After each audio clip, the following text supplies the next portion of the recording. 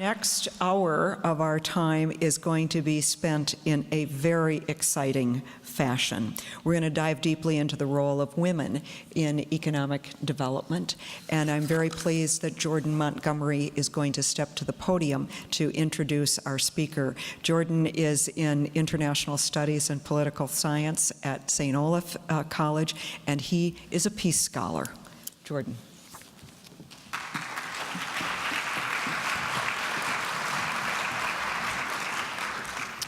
On this International Women's Day and Business Day, it is my privilege and honor to introduce one woman who exemplifies the enormous role women have claimed during the past few decades, Miss Nina Easton. Miss Easton has moved all the way up to senior editor of Fortune magazine and remains their Washington columnist, covering politics and economics in the Capitol. She, rightly so, co-chairs the Most Powerful Women Summit. She frequently participates on panels on Fox News and has appeared on other major networks, including PBS, NBC, and CBS. She has penned several books, including one on the Reagan administration and another on the life of John Kerry. Today, however, Ms. Easton is to address women's new role in the global economy. In places as diverse as Sweden and South Korea, women have become pillars of the economic and political systems. In fact, in South Korea, women make up over 50% of the professional workplace, a new peak for that nation. Ms. Easton has studied this rise and impact, and will speak more on it now. Would you please join me in welcoming Ms. Nina Easton?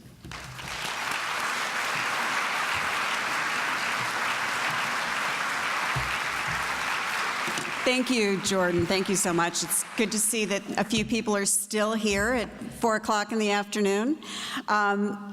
It is really, truly humbling to be here at the Nobel Peace Prize Forum, speaking the same day as Dr. Yunus.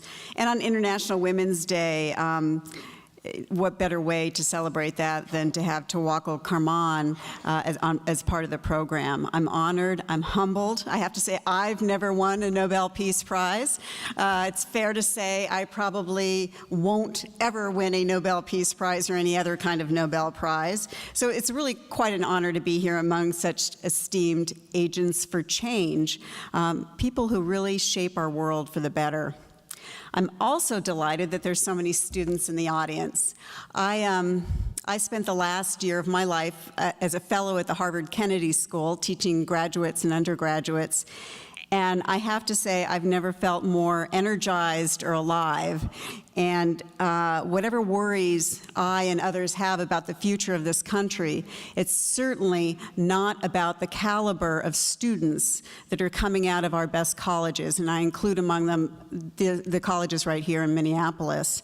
The students I find are smart, engaged, and especially brimming with ideas and super engaged in the globe in a way that certainly my generation never was.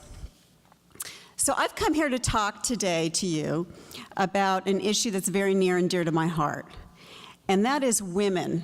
Women as a vehicle for peace and prosperity in the world. And let me say that again. Women as a force for prosperity. Women as economic engines. Women as contributors to growth and thereby poverty reduction for all. Women as business builders and job creators. My own passion for the subject in part grows out of my role. I'm co-chair of the Fortune Most Powerful Women's Summit. And this is a series of events. We've now gone international to London and China as well as the US. It's capped by an annual summit. This brings together some of the most influential women in business and government.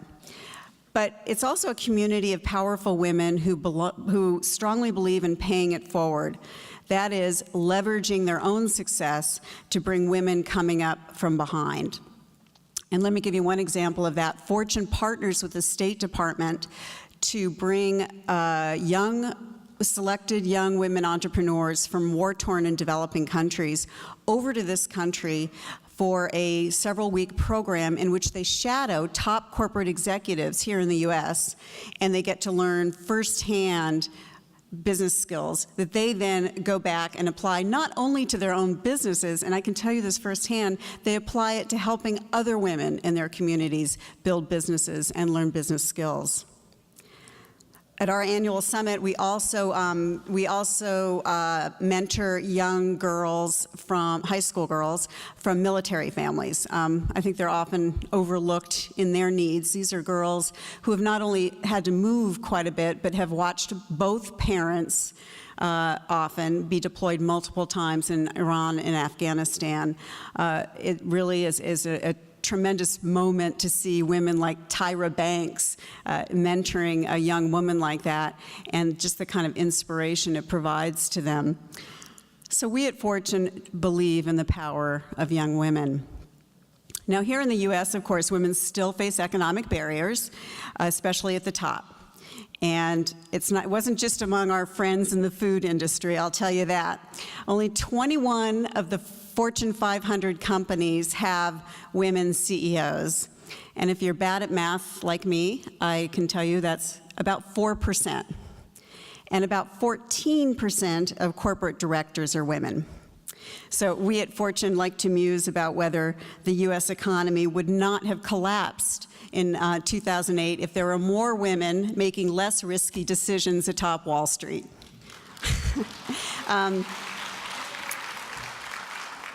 Still, we've seen enormous progress, and I don't have to tell you that. We've got the youthful face of Marissa Mayer atop the CEO position at Yahoo, even as she has her first baby. We've seen 3 women as Secretary of State, 2 of them back-to-back, representing both parties in the figures of Condi Rice and Hillary Clinton, and I've had the honor to spend time with both those impressive women. More women than men today graduate from universities in America. So things are certainly different than they were in 1970, when most women didn't work. Only 40% held full or part-time jobs. Now we've got 56% working, and we make up nearly half the workforce. But this is interesting. According to a McKinsey study, if women had not gone into the workforce at that rate, if it had stayed the same, our GDP, our economic growth, would have been about 3/4 what it turned out to be. So yes, women do contribute to economic growth and overall prosperity. Now, our experience here in the US stands in stark contrast to most of the developing world, where girls often don't have access to school, let alone jobs. In some regions, they're virtually shut out of mainstream economies. They face legal barriers to starting a business. Access to market and credit is a tremendous challenge. Women face discriminatory laws and practices, and especially when it comes to marriage and property rights. And of course, as just about everywhere else, they carry the dual responsibility of raising the family as well as working. Globally, the number of women holding a job has increased by over 500 million in the past 30 years. And women are establishing businesses, and in some countries graduating from college at a higher rate than ever. And in fact, in some countries, they're graduating from college at a higher rate than men. Yet they still earn just 10% of the global income, and they own just 1% of companies on the globe. Their enterprises grow at a slower rate, and they tend to be concentrated in micro enterprises, small, very small enterprises. So that's where we have to go. What's striking to me, however, is the shift in the conversation about women and how we approach this issue.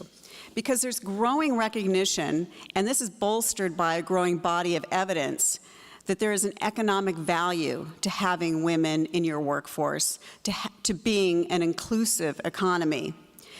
So yes, this is a human rights and a dignity issue, but it's also about a nation's economic self-interest. It's about building economies.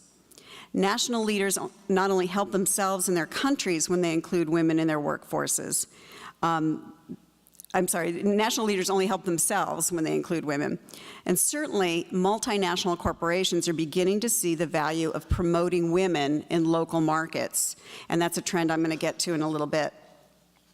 You know, talk of women's rights globally, it always reminds me of, remember the movie Mary Poppins? Who remembers Mary Poppins? And I always think of Mr. Banks, the British banker father, and he kind of puts up with Mrs. Banks with her suffragette sash as she strolls off to her next protest. It's all fine and well as long as dinner's on the table at 6 o'clock and she's not interrupting her folderol isn't interrupting the very grave business of running an empire. Just keep it there. Because even today, in this world of nuclear-armed tyrants and economic collapse, it's hard to get the attention of world leaders on what's always been considered this sort of soft, the very softest of soft power issues. Women's rights, fine, but you know what? Stand in line. We've got a lot of other problems. Poverty, famine, violence, the rise of terrorist groups, AIDS, and other health issues. Now, though, researchers are beginning to find that those intractable problems are also linked to the status of women in any given society. And I want to touch on just the economy to let you know what some of the numbers show. According to a recent Goldman Sachs report, narrowing the gender gap could lead to a 14% rise in per capita incomes by 2020 in the Asian Pacific economies, including China, the Philippines, Vietnam, and Korea. In the Middle East, research shows that if women were fully engaged in the economy, average household income would climb as much as 25%.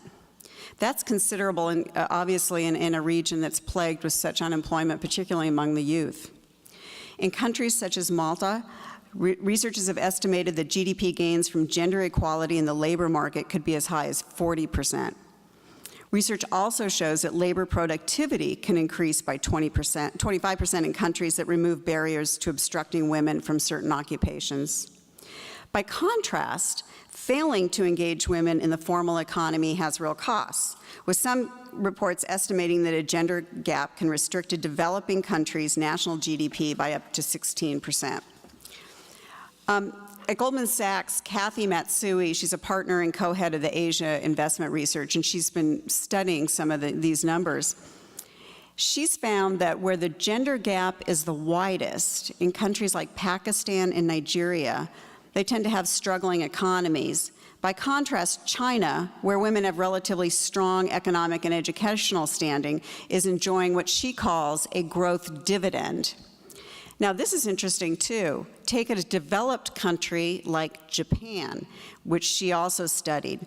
She found that it's been impeded by the fact that women grow out of the workforce. Now, of course, in Japan, women go to college and are educated at extremely high rates, but largely because of cultural factors, few of them go on to professional careers. And she says that's holding that country's economy back. Increasingly, economists are recognizing the payback from investing in women and girls.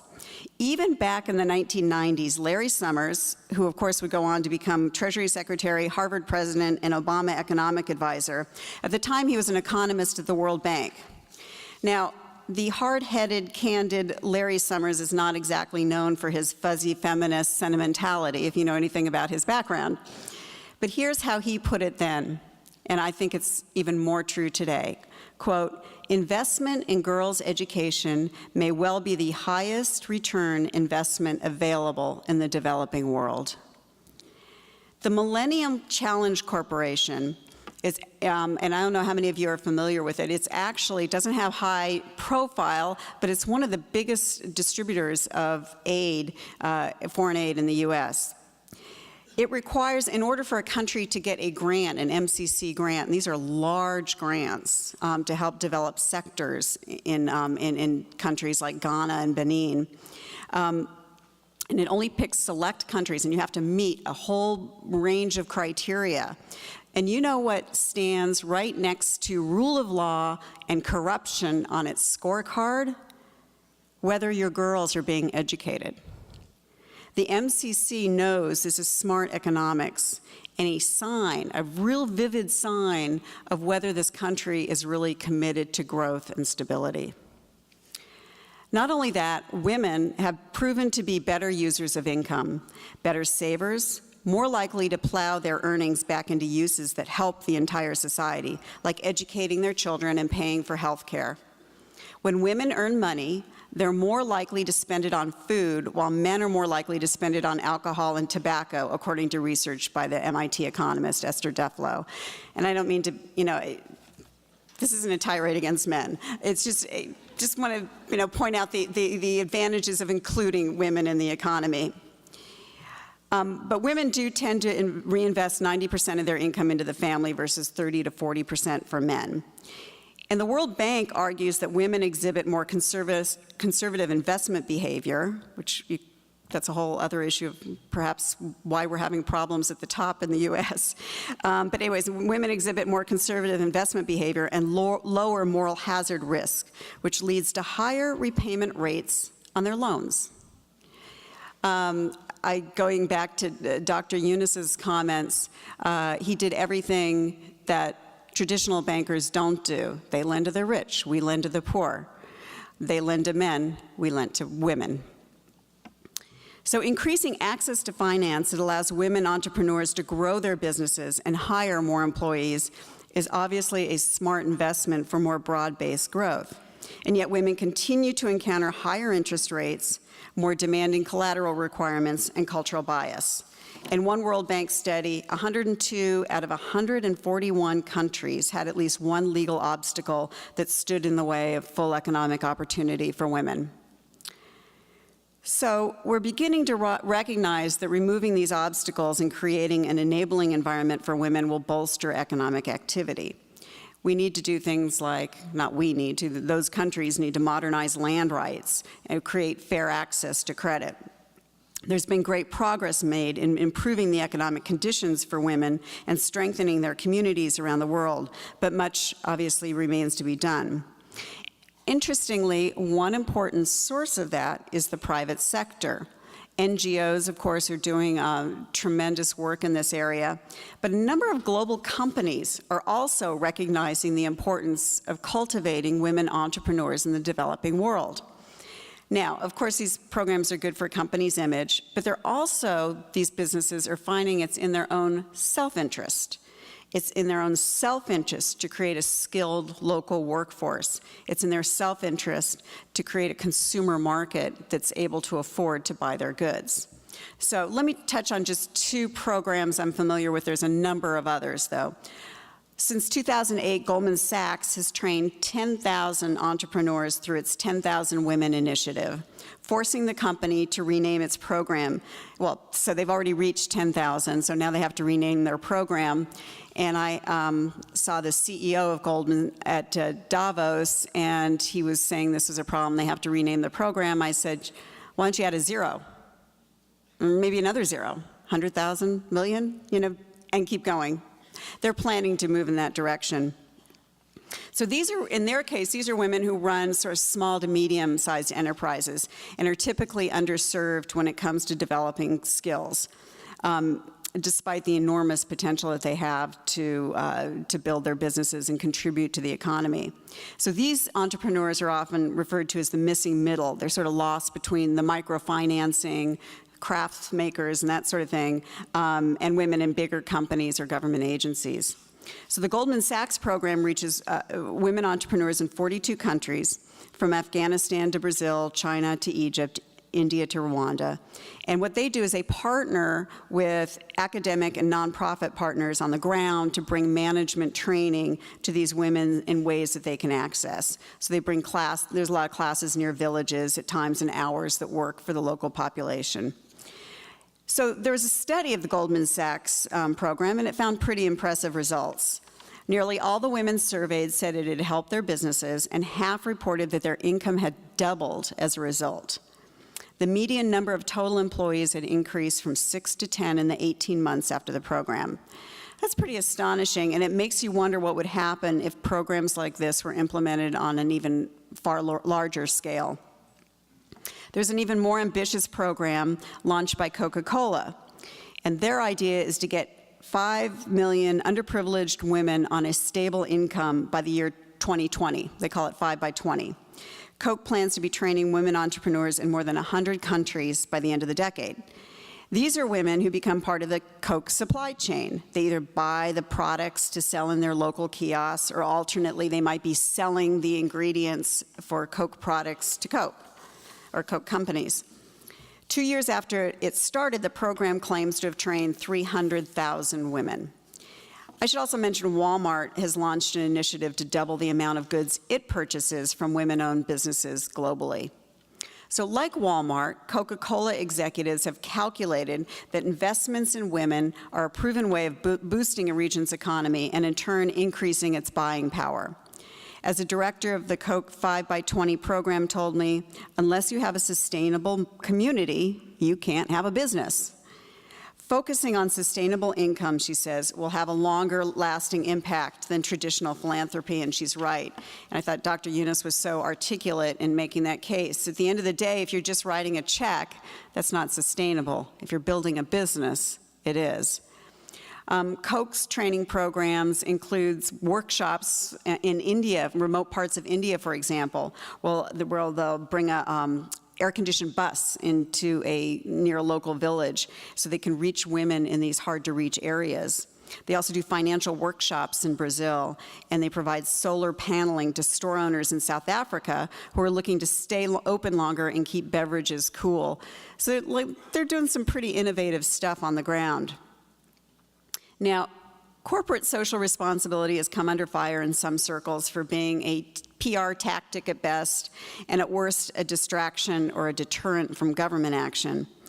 Increasingly, though, I think companies are recognizing a need to do more. And this extends beyond women. I mean, I think you're seeing a lot of multinational companies looking for ways to almost act like development aid agencies in a lot of the communities that they're working in. They understand, they're beginning to understand the importance of building a viable, sustainable economic prosperity in areas where they're doing business. It's important to remember, too, that private capital from NGOs and businesses dwarfs government aid. The other thing to keep in mind is that government aid, as you've heard today, is under tremendous political pressure. Sustaining the levels, it's hard. Foreign aid in the U.S. budget is, as you heard, 1% of the budget, and it's under attack. There's not going to be a lot of foreign aid forthcoming from the Western democracies. I think what you're going to see is business having to step up to the plate, and a slow but growing recognition that they need to do that on their part as well. And I also think as the world's economies grow more interconnected, corporations overseas can have a good influence as diplomats. So what would the future be if women were allowed to be engines of prosperity? Well, I would argue that human rights, we used to couch this as human rights back in the 90s, but I would argue that if we focus on economics, it translates into human rights. I don't need to recount in detail the litany of abuse that women face globally, whether it's rape, which we saw graphically in the case in India, to sex trafficking. If you've ever heard Somali Maan talk, students here, or read her book, if you haven't done that, I really encourage you to marriage laws that make loss of children a real risk if a woman wants out of an abusive marriage. But consider this. If women are generating real income, if they own a business, if they employ people, they're more valuable to their family and their community, and potentially more valued. So protecting wives and sisters and mothers becomes a community's self-interest. Money becomes power. As co-chair of the Fortune Women's Summit, I've had the privilege to meet young women entrepreneurs who've overcome enormous obstacles to build their own small businesses. There's Grace, who was orphaned in Uganda at age 12. She had to raise her siblings while the house was taken out from under her. She faced just every barrier you can imagine. She now runs a smoked fish business and is training other women in the process. I met Yin Su from Burma. Her story, she grew up without a father because he was a political prisoner. Now she's running a small hotel and is poised to take advantage of the influx of business travelers as Burma opens up. She's also training other Burmese women to run bed and breakfast to cater to international travelers. Last March, I was in Dubai for a meeting of Middle East businesswomen building their own businesses.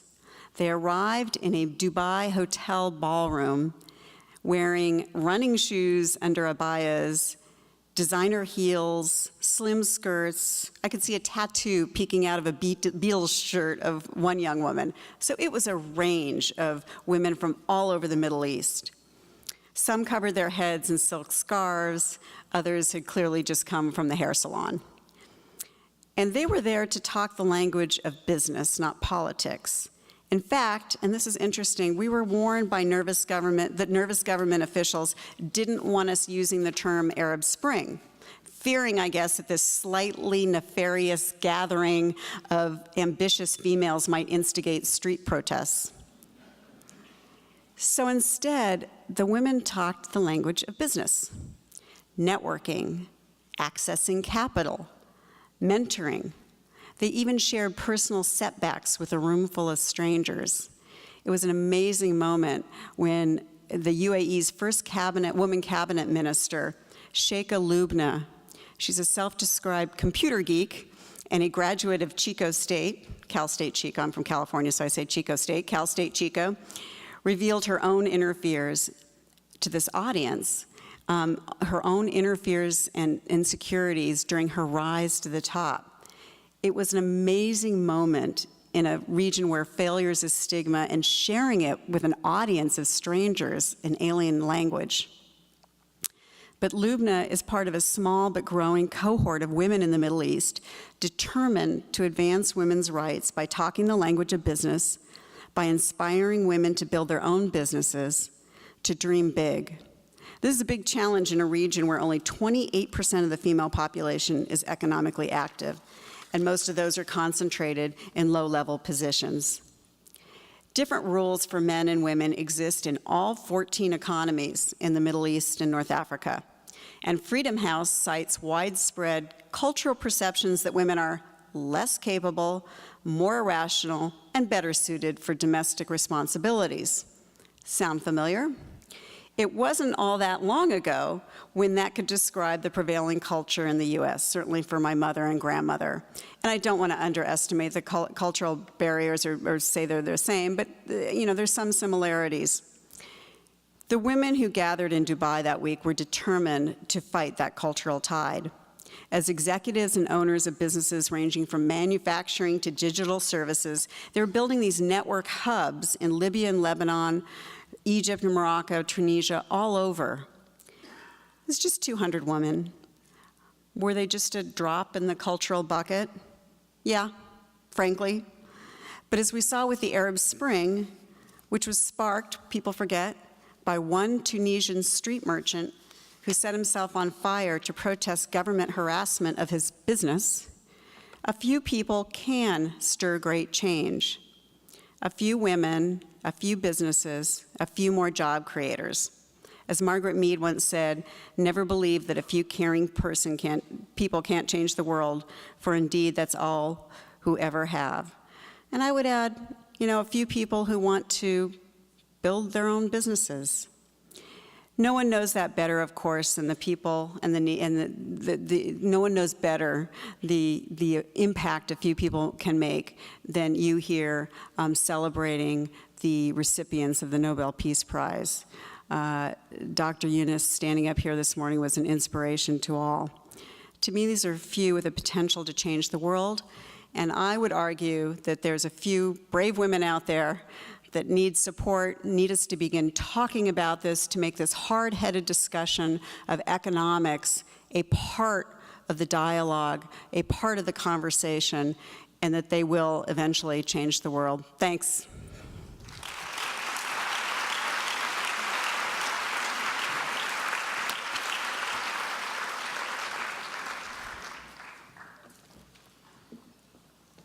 Some questions now Alrighty. from the audience and from online as well, and live streaming across the world. One of our former partners is Augustana College, where Patrick, Crystal, and Krista are wondering, do you believe the inequity between men and women in business will disappear as the millennial generation gains leadership positions? Well, one interesting thing, I think it will definitely, it's a complicated question. I think it will definitely narrow. Women are graduating, I think it's 56% of university graduates today are women. So I think women are going into, and if you're talking about here in the U.S., women are going into education at least, at higher rates than young men.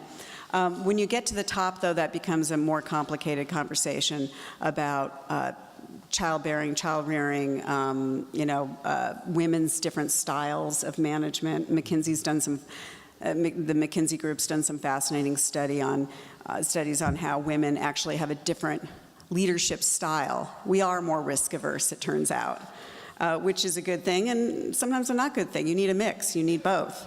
They've found that we are more collaborative. Good thing. Not always a good thing if you want to be a hard-charging entrepreneur. We do have different management styles. I think that the ideal would be to have them both in the same room when you're making decisions. Is there a legitimate concern about the 56% you just noted, that that's tilting now too much the other way? I actually have a concern about that. One thing I've written is about the kind of missing men in our economy. So this is separate from the developing world. Just take it, if you just look at the U.S., there is a large cohort of men who've dropped out of the labor force, the workforce. Part of that stems from the economic collapse, the decline of manufacturing, but even going into the economic collapse, 1 out of 8 men in their prime working age weren't working. So it wasn't just driven by the fact that they couldn't get a job. I think it's academics who studied this tell me it's something that needs to be studied more. It's something that should concern us. So yes, I think in the U.S. that is a cause for concern and more study, actually. Another formal partner is the American College of Norway, where a big picture question, how important is it to have strong female figures in leading position or political roles? Well, again, I think, I go back to that question of, well, it's important because, in political positions, I think it's important because, and business leading in positions in businesses, because again, I go back to our style of management is different. We are more risk averse. We are more collaborative. And I think you need to combine it with, male sensibility to get a prime outcome. So I think, yes, I think that there's definitely an advantage to having women at the top in those decision-making roles. Many multinational corporations outsource jobs as a way to increase profits, since labor can often be cheaper outside the U.S. Can you respond to how that action is congruent with corporations' parallel goals of assisting women in those countries?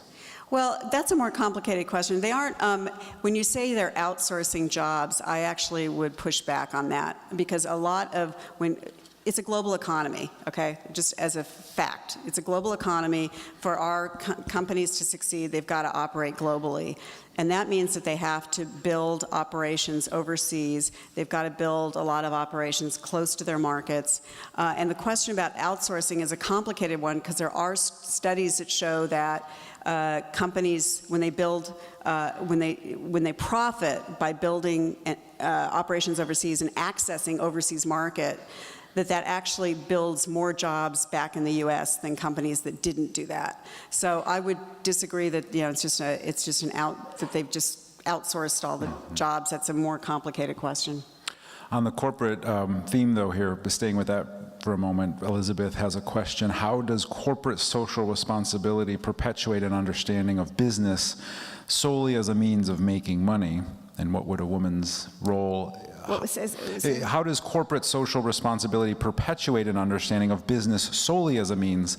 Because I think more businesses are understanding that it is about making money, but in order to continue, let's be raw about it. In order to continue making money, you've got to have favor with your your markets. You've got to be held in favor with your, the people who are buying your goods, the people who are working for you. It doesn't do you any good in the long term to just be an extractive force to come in and, rape and pillage and leave. Long term, you need to actually care about the community you're operating in. And you're seeing, I go to a lot of corporate conferences. I was just at Davos. There's a lot of talk about sustainability, how to help communities. There's a lot, of talk about climate change. I mean, this is a real, very much at the top of a lot of agendas of major companies. Myrna has a question about ownership of land by women. She cites a statistic that less than 2% of land is owned by women. Potentially that's globally. I don't know exactly where that stat's coming from, but what would have to happen to narrow that gap, land ownership? Yeah, land ownership is and the inheritance rights, those are all really key. Those, of course, it's a country by country issue. And I would argue that, NGOs, foreign aid givers like the Millennium Challenge Corporation or USAID should, and they're actually doing this to some extent, when they go in looking at things like land reform should be part of the agenda. And I know I actually spent some time in Africa looking at what MCC does, and they actually are, in Benin and Ghana, they've worked very much on trying to improve property rights and inheritance rights, and that's part of the whole agenda. But I think that has to be part of the foreign aid agenda, and I think it has to be, talked about more. Talked about more, but then when you act on it, what is the action? Well, you have to change the laws. You have to change the laws. And to me, the more difficult question, which is, we can get into, is how do you change the culture? That's the more difficult question, because, you can go in and, you can push a country to try to change their laws, but if everything in the culture works against that, that's the more difficult road to hoe. Are microloans for women, or specifically to women, an effective way to get more women into businesses where they're less privileged? I think they've been proven to do pretty well, and I think what we need to do now is move, and I think there's some recognition that you need to get to that. What I was talking about, the missing middle, the kind of the small business that employs 8, 10, 20, 25 people, get to that, those sort of small to medium enterprises are the ones that they've just kind of been left behind. Yeah. And they're the ones that employ people. When we talk about female empowerment programs, just the kind of that general term, is there a way to know whether they're addressing symptoms or the root problem?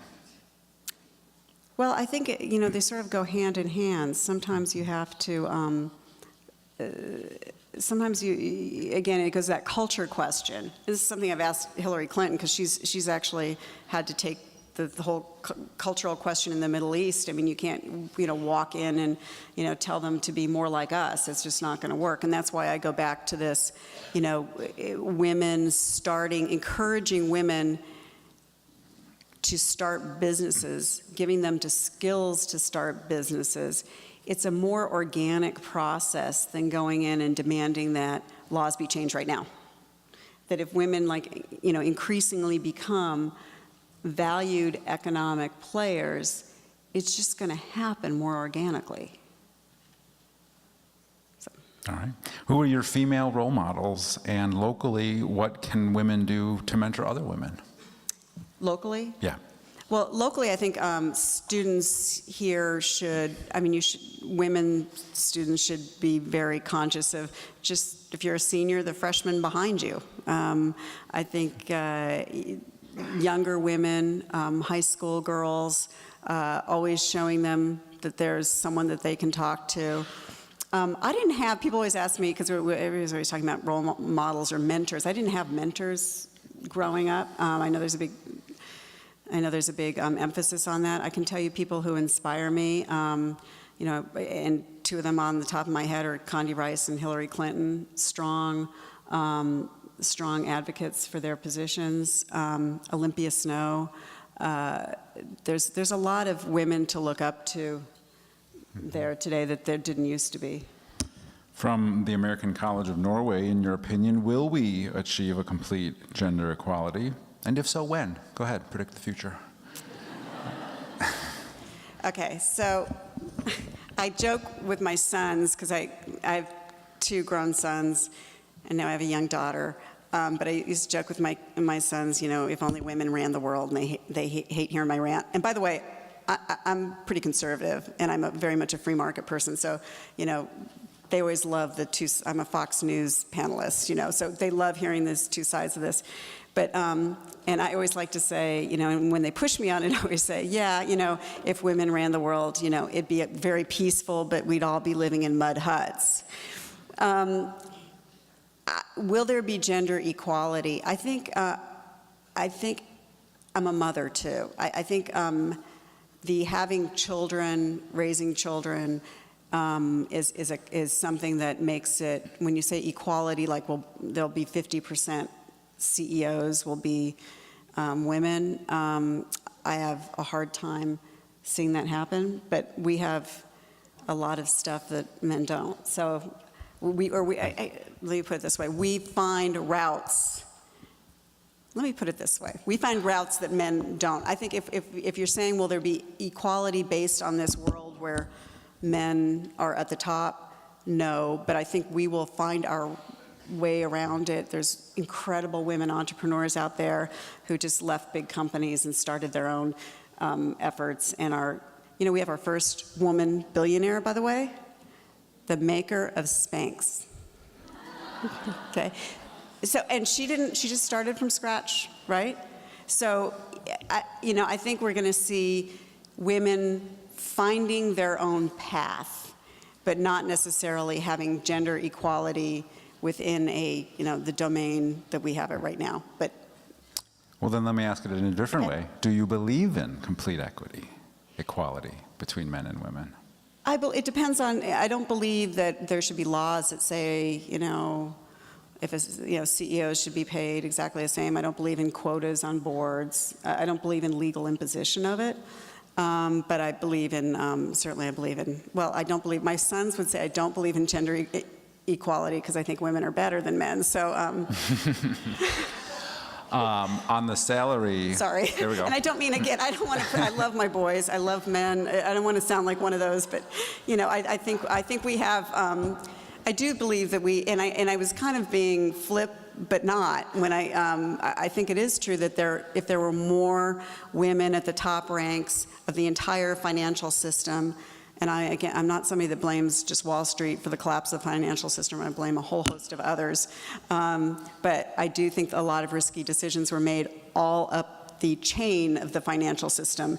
And I think if there were more women in those rooms making those decisions, we might not have seen the kind of level of risk-taking that we had.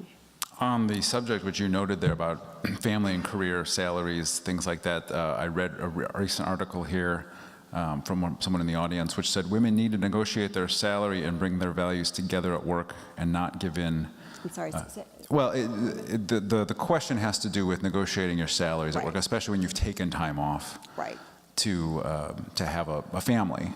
Right. I guess general tips on there. How do you do that, given that you've taken that time off and you're trying to bring your salary to a more equitable position? Well, I would negotiate the salary, as best you can, and then get in and go gangbusters, and come back for a raise in a year. I think, and I would encourage women when everybody makes their own path, and I don't judge anybody, but I think women when they do step out to raise their children, it would behoove them to keep their hands in it somehow, to stay up to date. Because if you're the company and you're hiring somebody who's out of date by 8 years, this is not just true of women. This is my great fear of the long-term unemployment situation in this country, and this is actually more of a men's problem. When you've got people who are out of the workforce for extended periods of time, their skills in this fast-paced economy in particular, their skills get rusty, and it's hard for companies to say, come on in. In fact, one of the problems with long-term unemployed is that companies are hiring they tend to want to hire employed people as opposed to unemployed people. And it's really hard if you've been unemployed for, over 6 months to get a job because companies are already looking askance at you. So I think it's a broader issue than just women. I think again, this economy, as you all know, and I would say this to you students, you are going to have to reinvent yourself multiple times through the course of your career. I have so many students, women in particular. Women always young women today want to plan everything. So they kind of want to know exactly what you did and how you did it because they want to make a plan. And you kind of have to say to them, you know what, stuff happens. I didn't say it exactly that way. But stuff happens along the way, both personally and professionally, and you are just going to, this economy is changing so fast and furiously that everybody is going to have to reinvent themselves. I work for a magazine.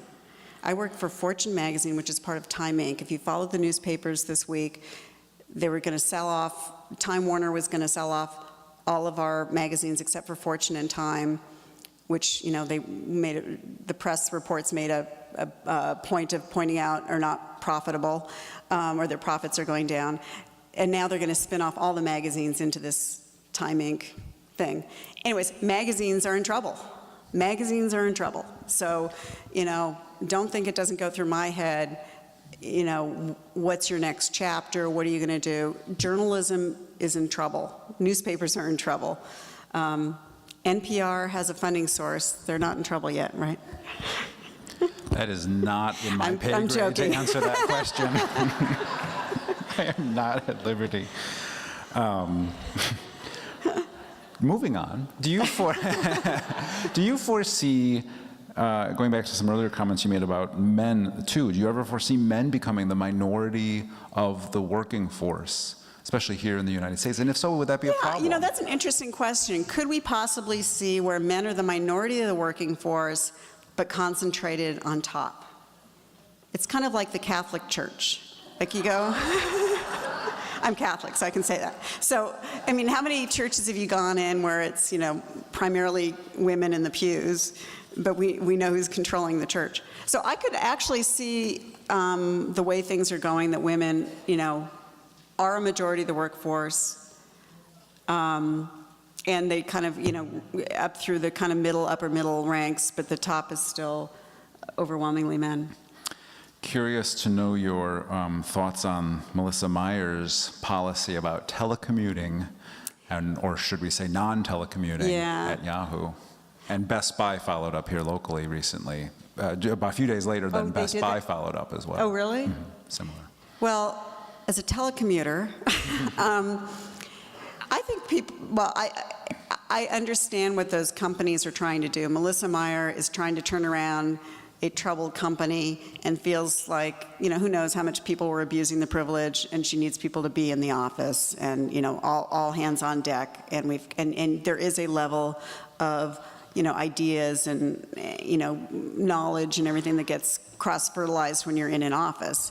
I think that's true. But really, I think the economy is moving more towards telecommuting. Most of us, work at home at least some of the time. And I just think that's, and I personally am more productive at home because I'm a writer, that's what I'm writing and reporting, I can be more productive at home.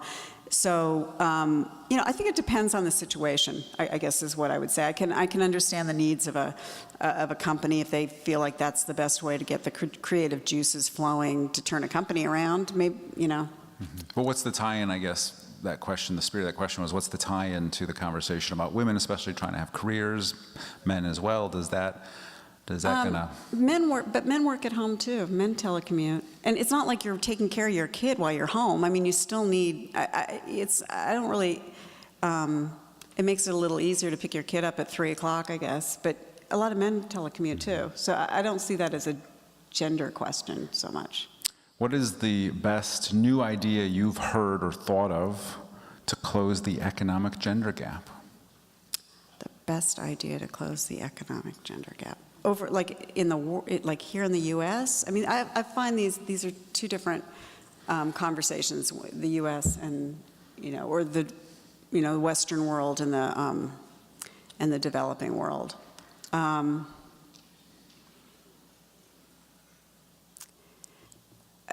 again, get women to start businesses. Take away obstacles for women to start businesses. I think if women own businesses, that's transformative. In France, countries like France have implemented women quotas in top corporate leadership. Your thoughts Well, on in the that? boards, In yeah. the boards, right. They're talking about the I think you EU spoke to quota, that earlier, yeah. but... I actually just heard Vivian Redding, she's the EU commissioner on this. She was actually very articulate. I'm somebody who, like, I hear quotas and I just get, ooh, you know, I don't like generally the idea, but she was saying, you know, you have to kickstart it somehow. You know, I'm not a believer in quotas, but I can understand it, and I certainly can understand it in political situations, you know, in, you know, a parliament in the Middle East, you know, having quotas on women.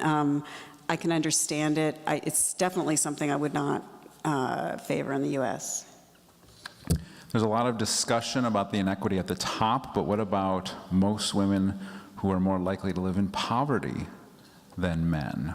Why do you think that's discussed less? Asks this question. I don't know if it's discussed less. I mean, I just happen to be, I mean, I think people talk about it a lot.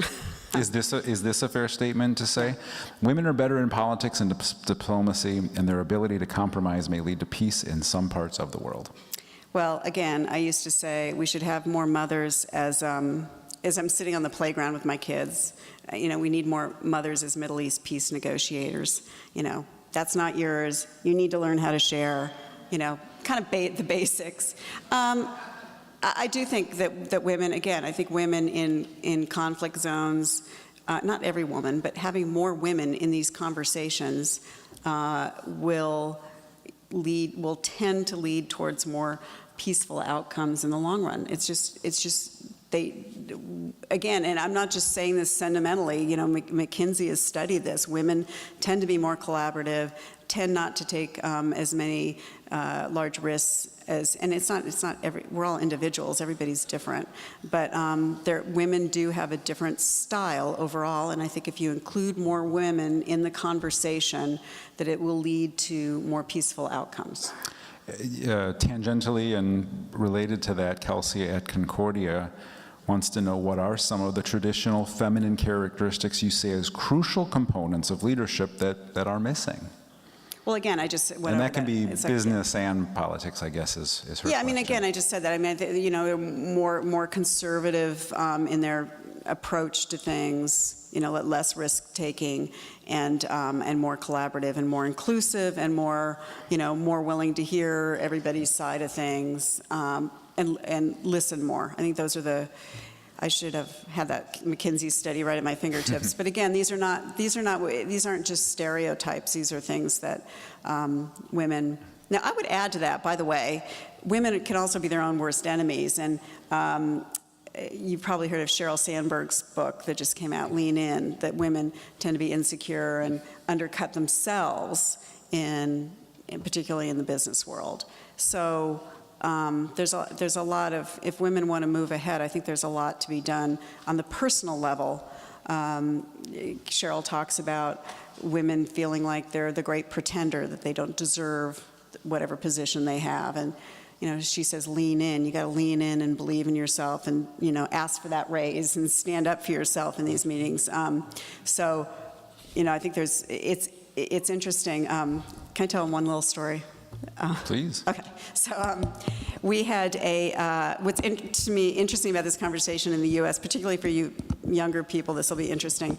I co-chaired our summit in London, and I moderated this panel, and on the panel was Cherie Blair, who's former Prime Minister Tony Blair's wife, who's very outspoken, and she's one of 3 people, and the conversation was supposed to be about women leadership issues. And we somehow got into the kind of mommy track, work-life balance issues, which we generally don't dwell on in the Fortune Summit conferences. And Cherie Blair made this comment that got a lot of flack. She said she's tired of these women who go get these fancy degrees and then stay home and just become obsessively focused on their kids, these yummy mummies, she called them, which I guess is a term of art, and so all the tabloids picked up on it. But anyways, shortly after, like in a little cocktail reception after that panel, a couple women came up to me, older women, who said, why are we talking about this work-life balance stuff? You know, aren't we past that, you know? So I get home to the US, 24 hours later, Anne-Marie Slaughter's, who's read that piece in The Atlantic, only two, arguing that women can't have it all. Super, super provocative piece, the hottest piece around, the hottest piece that The Atlantic's ever published. Then shortly after, Sheryl Sandberg weighs in via Fortune, and then there's the whole Marissa Mayer thing that sends off a huge debate. So the point is, we thought like my generation, I think, thought we were kind of past that conversation, and we're clearly not. And I don't think we're ever going to be over the conversation. Final question here from the audience. How can modern globalization, and some of the things we talked about in other sessions today, allow women, specifically in Muslim countries, to contribute to the global economy and overcome their local and historical obstacles? Well, I think the questioner said it right there, is participating in the global economy. I mean, if they're, you know, if you are running a small, fruit operation, and you're selling to Dole, and you've got to meet their standards, and you're employing people, and then you're just by definition you are, overcoming all those obstacles. And again, it's just, I'm not underestimating the obstacles that are there for those women, and I've spoken to many of them. And again, a lot of it's cultural. A lot of it's cultural on the part of the women too. But anyways, I think, again, I go back to, if more women built businesses, more women employed and created jobs, that they would become a valuable part of the economy. And once you're valued as an economic giver, provider, money is power, I think you have more power. Thank you very much on that note. Thank you very much. Thank you all.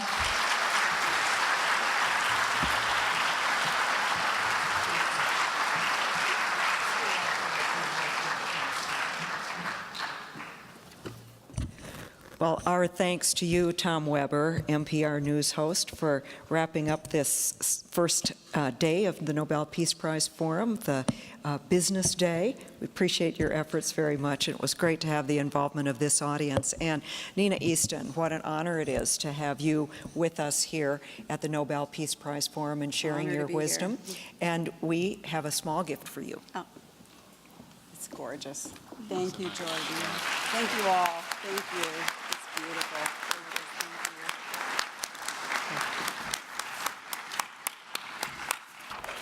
I'll get out of your way. And if you have trouble transporting them on the plane home, you might leave them for somebody who just might want some. Thank you, Nina Easton. This has been a tremendous day, the business day of the Nobel Peace Prize Forum, and we have just a couple of minutes of wrap-up here. I was struck as I was reflecting in the tail end of Nina Easton's address and session that she brought us to a place where we have really covered an awful lot of ground today, starting off with the power of ideas while eliminating poverty. Well, yeah, that's a pretty powerful idea. And what about this notion of eliminating hunger? And what about the notion of rethinking international development? And then, as Nina was talking with us, freeing women to be real economic engines around the world. So the power of ideas comes through in these speakers in these sessions that you have been attending, but the ones that you have been participating in. We have had tremendous participation online and from this audience, and thank you very, very much.